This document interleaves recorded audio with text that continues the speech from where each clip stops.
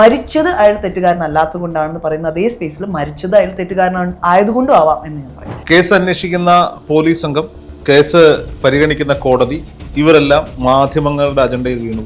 അവരുടെ ദേഹത്ത് തട്ടുന്നുണ്ട്, അവർ ചിരിക്കുന്നു.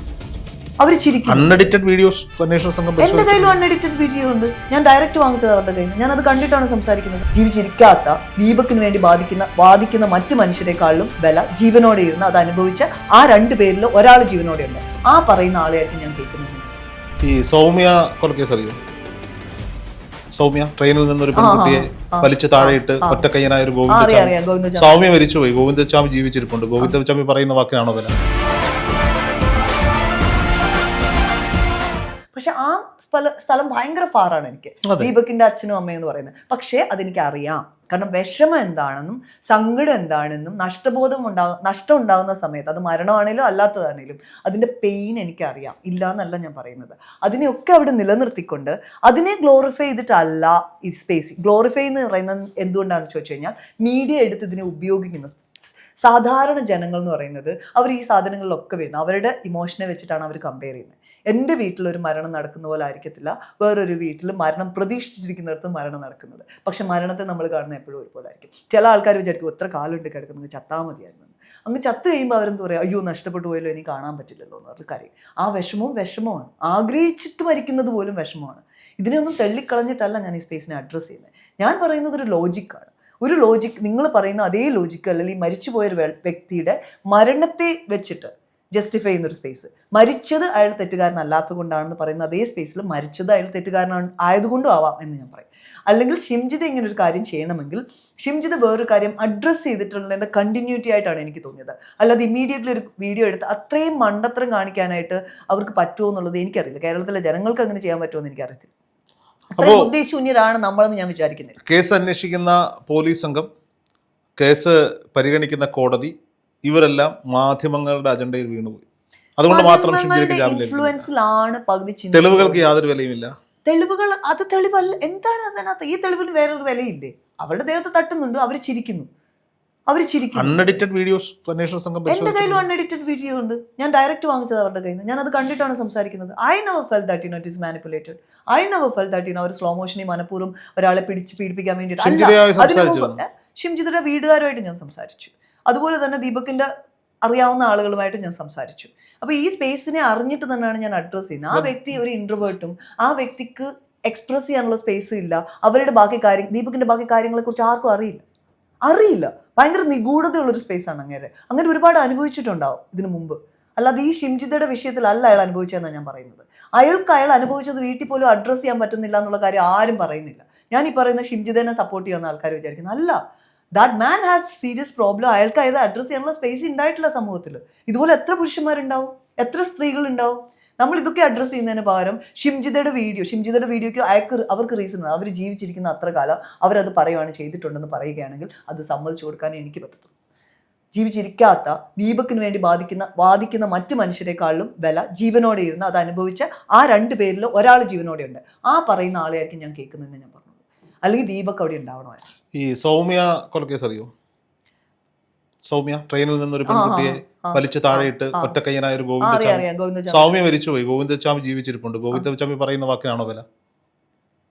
അങ്ങനെയല്ലല്ലോ. അത് ശിക്ഷിക്കപ്പെട്ടു, തെളിവോടുകൂടി അങ്ങേരെ അബ്യൂസ് ചെയ്തു, അങ്ങേരെ അങ്ങനെ ആണെന്ന് തെളിഞ്ഞ് ആ പെൺകുട്ടി മരിച്ചു. തെള്ളിയിട്ട് കൊന്നതല്ല.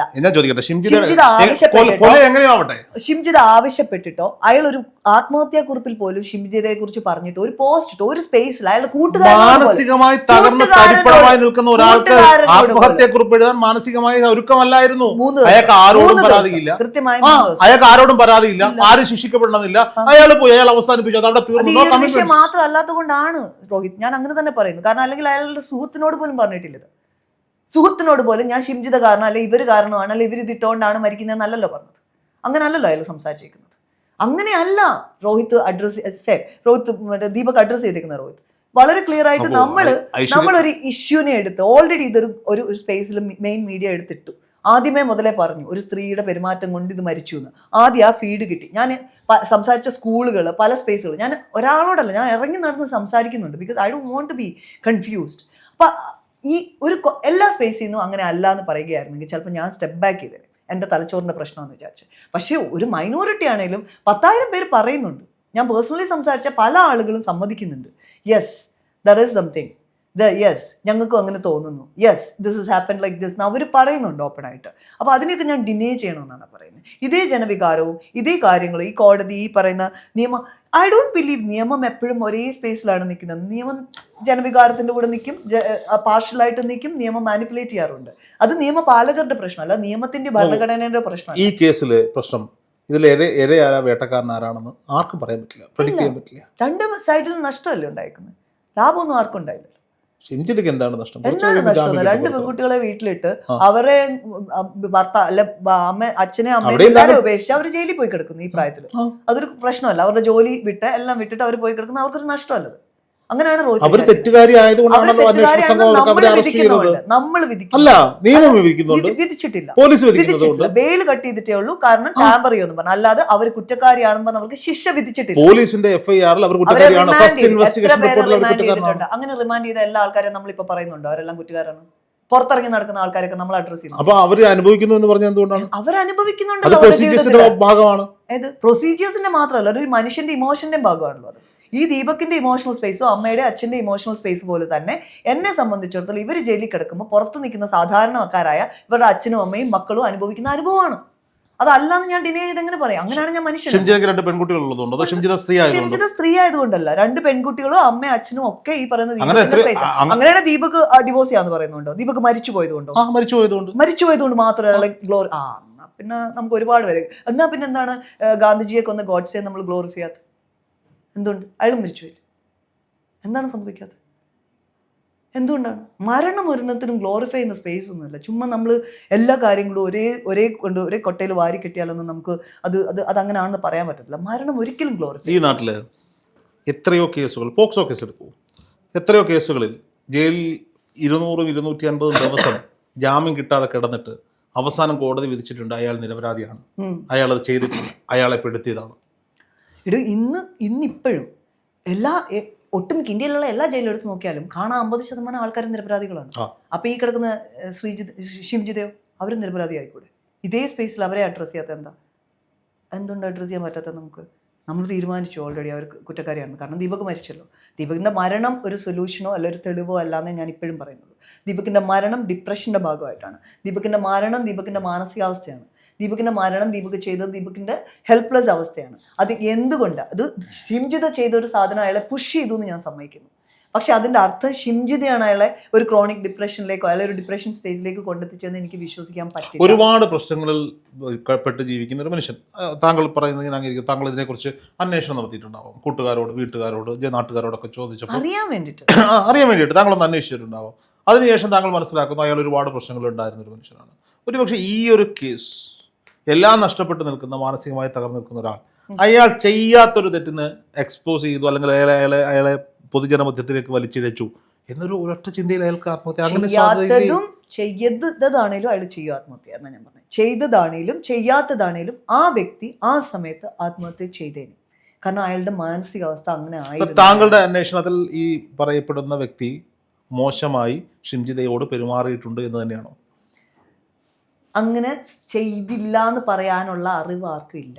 അയാളെക്കുറിച്ച് ചെയ്തു എന്ന് പറയാനുള്ള അറിവില്ല. അപ്പോൾ അതേ സ്പേസിൽ തന്നെയാണ് ഞാൻ ചോദിക്കുന്നത്. ചെയ്തു എന്ന് അവർക്ക് അറിയില്ല. കാരണം ഇങ്ങനെ ചെയ്യുന്ന പ്രവൃത്തികളൊന്നും എനിക്ക് തോന്നുന്നില്ല ഒരു മനുഷ്യനെങ്കിലും അറിയാവുന്ന, അല്ലെങ്കിൽ സ്ഥിരമായി ഇതിനു വേണ്ടി കയറി ഇറങ്ങുന്ന ആൾക്കാരെ ആയിരിക്കും ആൾക്കാർക്ക് അറിയാവുന്നത്. അങ്ങനെ ഒരു പെർവേർഷണൽ സ്പേസിലാണ് നിൽക്കുന്നത് ദീപക് എന്ന് ഇപ്പോഴും ഞാൻ വിശ്വസിക്കുന്നില്ല. മനസ്സിലാവുന്നുണ്ടോ? അയാൾ നിൽക്കുന്ന സ്പേസ് വേറെയാണെന്ന് തന്നെയാണ് ഞാൻ പറഞ്ഞത്. അയാളല്ലാതെ മനഃപൂർവ്വം സ്ത്രീകളെ അങ്ങനെ മറ്റേ ക്രൂരചിന്തയിൽ അല്ലെങ്കിൽ സ്ത്രീകൾ അങ്ങനെയൊന്നും ആയിരിക്കില്ല. അയാളുടേതായ വീക്ക്നെസ്സിന്റെ അതേ സ്പേസിൽ തന്നെ ആയിരിക്കും അയാൾക്ക് ഈ സാധനം വർക്ക് ചെയ്യുന്നത്. അതായത് സ്ത്രീകളെ അല്ലെങ്കിൽ തട്ടിയ അയക്കുണ്ടാവുന്ന സുഖം എന്ന് ഞാൻ വിശ്വസിക്കുന്നു. അങ്ങനെ എത്രയോ പേരാണ് നടക്കുന്ന വഴി ഒരു റെസ്പോൺസും വേണ്ട, വെറുതെ തൊട്ടിട്ട് പോയാൽ മതി. അതെന്താണ് കിട്ടുന്നതെന്ന് എനിക്ക് മനസ്സിലാവത്തില്ല. ഞാൻ എത്ര പേരോട് ചോദിച്ചിട്ടുണ്ട് എങ്ങനെയാണ് ഇങ്ങനെ തട്ടിട്ട് പോകുമ്പോൾ അങ്ങനെ തട്ടിട്ട് പോകുമ്പോൾ എനിക്കെന്താണ്? ഞാൻ ഏതെങ്കിലും ഒരു പുരുഷൻ്റെ ബാക്കിലോ ഫ്രണ്ടിലോ ഒക്കെ തട്ടിട്ട് പോകുമ്പോൾ എനിക്കറിയത്തില്ല, എനിക്ക് അങ്ങനെ ഒരു സുഖം കൺസീവ് ചെയ്യാൻ പറ്റുന്നില്ല. അങ്ങനെയുള്ളവരുണ്ടാവാം. ഇപ്പം ഞാൻ അതിനെക്കുറിച്ച് അറിയാനാണ് ശ്രമിക്കുന്നത്. അതിനെക്കുറിച്ച് അന്വേഷിക്കാൻ, അല്ലാതെ അവർ ചീത്തയാണെന്നോ അവർ പന്ന മനുഷ്യരാണെന്നോ ഒക്കെ നശിച്ചു പോകേണ്ടവരോ ചാവേണ്ടവരാണെന്നൊന്നും ഞാൻ പറയുന്നില്ല. ദീപകിന്റെ മാനസികാവസ്ഥ അറിയാനാണ് ഞാൻ ശ്രമിക്കുന്നത്. ദീപക് എന്തിനങ്ങനെ ചെയ്തു? ദീപക് കുറ്റക്കാരനാണെന്നോ ഷിംജിത കുറ്റക്കാരിയാണെന്നോ നമുക്ക് തീർത്ത് പറയാൻ പറ്റില്ല. ഇല്ല, അതാണ് ഫൈനൽ സ്റ്റേറ്റ്മെന്റ്. അതെ അതെ. പക്ഷേ ഐശ്വര്യ രാധാലക്ഷ്മി ഈ കാര്യത്തിൽ മരണത്തിൽ അത്ര ഞാൻ പറയുന്നുള്ളൂ. അല്ലാതെ ദീപക് അങ്ങനെ ചെയ്ത സ്പേസിനെ കുറിച്ചോ ആ ആക്ഷൻ, അതായത് ആ പെരുമാറ്റം, ഞാൻ വീഡിയോയിൽ കണ്ട സാധനത്തിൽ ഇപ്പോഴും ഞാൻ പറഞ്ഞു, ഞാൻ വീഡിയോ കണ്ട കാര്യത്തിൽ ആ പെരുമാറ്റം ഭയങ്കര 1000 പേര് ഒരു കാര്യം പറയും, 1000 പേര് ഒരു കാര്യം പറയാണ്, ഒരു 2-3 പേര് ഇപ്പുറത്ത് പറയുന്നത് അതിന് നേരെ എതിര് പറയുന്നത്, ശ്രദ്ധ മുഴുവൻ ഈ പറയുന്ന ആളുകളിലേക്ക് കിട്ടും.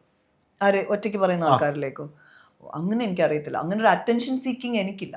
എൻ്റെ സ്പേസിൽ അങ്ങനെയാണ്. ഞാൻ ഇത്രയും എനിക്കൊന്നും ചെയ്യാൻ പറ്റുന്നില്ല. ബേസിക്കലി എൻ്റെ കുഞ്ഞിനെ നോക്കാൻ പറ്റുന്നില്ല, എനിക്ക് എൻ്റെ സ്പേസുകളിൽ വീട് വൃത്തിയാക്കാൻ പറ്റുന്നില്ല. ഇതിനുവേണ്ടി ഞാൻ ഇറങ്ങിത്തിരിക്കുമല്ലേ. And I don't have any benefit to do this. ഇതെൻ്റെ ഒരു ജോലിയുമല്ലല്ലോ.